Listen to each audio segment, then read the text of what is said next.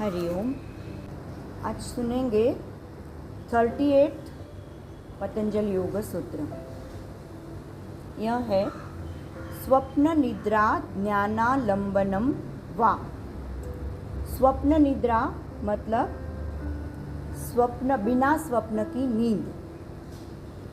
ज्ञान आलंबनन यानी जिसके आधार से, आलंबनम यानी आधार से, वा यानी और, यानी मराठी में किंवा बोलते हैं, या। तो या स्वप्न और स्वप्न विरहित नींद, इसके द्वारा जो ज्ञान मिलता है उसके आधार से चित्त केंद्रित किया तो वह स्थिर हो सकता है। इसका मतलब क्या कि कभी कभी स्वप्नों में अतीन्द्रिय अलौकिक ज्ञान हो सकता है। फॉर एग्ज़ाम्पल, बहुत सारे साइंटिस्ट को दिन रात प्रयोग करके जो भी सॉल्व नहीं होते थे, जो वैज्ञानिक कॉम्प्लिकेशंस थे वो सॉल्व नहीं होते हैं, वो स्वप्नों में उनका सॉल्व होने का बहुत सारे एग्जाम्पल्स हैं। जैसे बेंजीन का अणु का जो रचना है उसका बहुत सारे दिन असफल संशोधन उसने किया। फिर उसके बाद में केकुले नाम का जो साइंटिस्ट था, उसको अणु की रचना स्वप्न में दिखी थी। तो ऐसे स्वप्न में दृष्टांत होते हैं।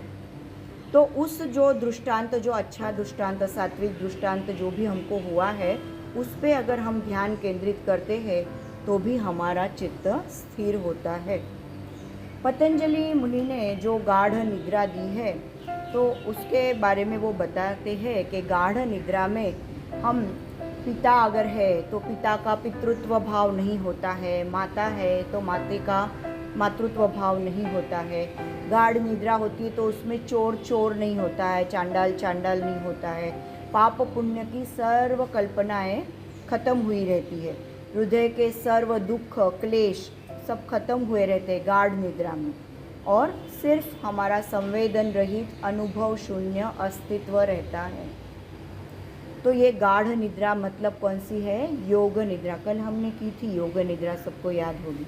तो योग निद्रा में हम क्या करते हैं? सोते नहीं। आप रात को सोते हैं, वैसे थी क्या ये निद्रा? नहीं होती है। कॉन्शियस रहते हैं हम, इसमें जागरूक रहते हैं। योग निद्रा में हम हर एक अवेयरनेस रहती है हमें। तो ये जो जागरूक निद्रा रहती है तो उसमें हमें इसका अनुभव होता है कि कभी कोई जो भी उसमें हमें कुछ अच्छी चीज़ दिखे तो हम उस पे ही बार बार अगर ध्यान करने लगे तो भी हमारा चित्त स्थिर होता है।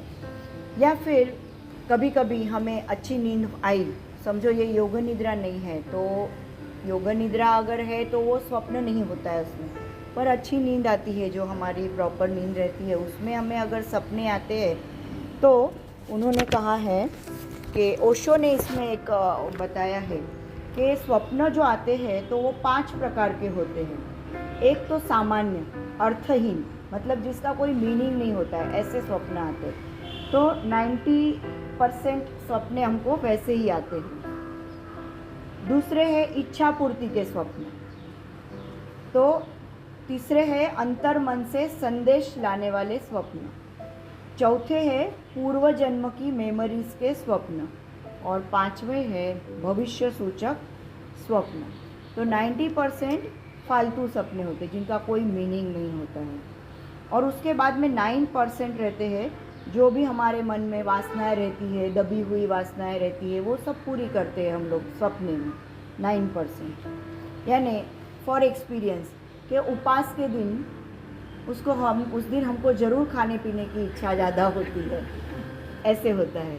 तो उसके सपने हमें हमेशा आते हैं, उपास है तो मुझे ये खाना है, वो खाना है, ऐसे सपने। हाँ, तो वासना के, तो वो हुआ दूसरा। और 1% स्वप्न जो है, 1% स्वप्न, वो बोधप्रद स्वप्न होते हैं। उसमें वो सात्विक सपने कहलाते हैं। उसमें कभी कभी हमें हमारे गुरु का दर्शन होता है, या किसी के यानी अच्छी आत्मा के साथ हम बातचीत कर रहे हैं, ऐसा हमको अनुभव 1% सपने होते हैं। तो उससे हमको शुद्ध मन, शुद्ध और स्थिर होने का मतलब मदद होती है। तो उसी सपने पे जो भी हमको सात्विक सपना आता है कभी कभी हमारी जो बुद्धि है वो हमारे कॉम्प्लिकेटेड जो प्रॉब्लम्स रहते हैं उस पे हमको सॉल्यूशन क्या करना है, उस पे हमको निर्णय लेने के लिए बुद्धि हमें साथ नहीं देती है। हम द्विधा मनस्थिति में होते हैं कभी कभी, क्या करूं, करूं कि नहीं करूं, ये करूं कि वो करूं, ऐसे सब होते हैं। तो उस समय जो सपनों द्वारा हमारे चित्त को जो संदेश मिला है उस स्वप्न में, तो हमसे उस प्रॉब्लम का सॉल्यूशन मिलता है। कि मतलब जैसे कभी कभी हम आंखें बंद करते भूमध्य में देखेंगे सुबह के समय 4 बजे के समय, और आंखें, तो हमें जो प्रॉब्लम है वो उस समय हमारा बोलेंगे ना, तो उसका सॉल्यूशन हमको मिल जाता है। फिर हम निर्णय लेने के क्षमता में होते हैं कि क्या लेना है, ये करना है या ये करना है। तो वैसे उन्होंने कहा है। और जो मतलब एक बार क्या हुआ था कि पु ल देशपांडे है, उनके एक पुस्तक है जावे त्यांच्या देशा, उसमें उन्होंने क्या लिखा है कि वो इटली में फ्लोरेंस शहर में गए थे। तो वो जो डॉक्टर वहाँ पे थे, एक डॉक्टर गास्तोने उगुचियोनी, यह डॉक्टर को वो मिले थे, मानस शास्त्रज्ञ थे वो। तो उनको खुद को 9 से 10 वर्ष से स्वप्न में आदि शंकराचार्य ने स्थापन किया हुआ कामाक्षी का मंदिर दिखता था। तो उनको उस स्वप्न के द्वारा आदि शंकराचार्य जी के बारे में अट्रैक्शन निर्माण हुआ। तो फिर बाद में उन डॉक्टर ने उनके कंसल्टिंग रूम में आदि शंकराचार्य का ऑयल पेंटिंग लगा दिया। मतलब स्वप्न द्वारा जो ज्ञान उनको हुआ उससे उन्होंने आदि शंकराचार्य की खोज की और फिर उन्होंने उसका वो पेंटिंग वहाँ पे लगाया। तो मतलब वो कहाँ रहते हैं और ये कहाँ है, आदि शंकराचार्य इंडिया में बॉर्न, उनका काम इंडिया में, तो मतलब उनको कैसे वो हुआ, मतलब किसी जन्म में उनके साथ कनेक्शन हुआ रहेगा।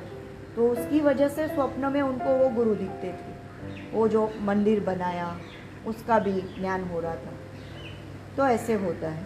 तो पूर्व जन्म में हमें अगर कुछ मतलब हमारा किसी के साथ कनेक्शन हुआ रहेगा तो हमको वह या हमारे निद्रा में, योग निद्रा में या ओनली निद्रा में हमको इसका ज्ञान हो सकता है, ऐसा उन्होंने कहा है।